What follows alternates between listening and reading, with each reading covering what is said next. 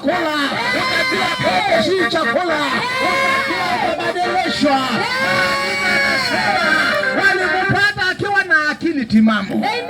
Jioni ya leo akili timamu yapatikana kwa Yesu. Akili timamu yapatikana kwa Mwokozi. Akili timamu inapatikana kwa mtu akibadilishwa na Bwana.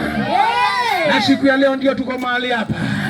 Maandiko yanasema akitaka kumfuata Yesu, Yesu akamwambia hata usinifuate, ninakutuma kwa watu wako. Nisikie ulio mahali hapa, wewe umeitwa usaidie familia yenu. Yesu anataka ubadilike, ukabadilishe familia yenu. Kumbuka vile aliwaacha ukitoka Kitui, ukasema wacha kuwafanyia kazi, unakuja kutafuta kazi, ukasaidie boma yenu, lakini ulipofika hapa ukakamatwa, ukafungwa, ukaanza kutemekeshwa. Leo Bwana anataka kubadilisha ili ukabadilike kwenu. Mtu aseme amen.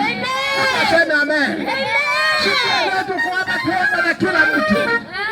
Tuomba na yeyote anasema niko hapa na nimetumikishwa, kwa hakika nimesumbuka, maisha yangu yamekuwa hohehae, hata sijui mbele wala nyuma, hata mimi naonanga heri nive, sina maana.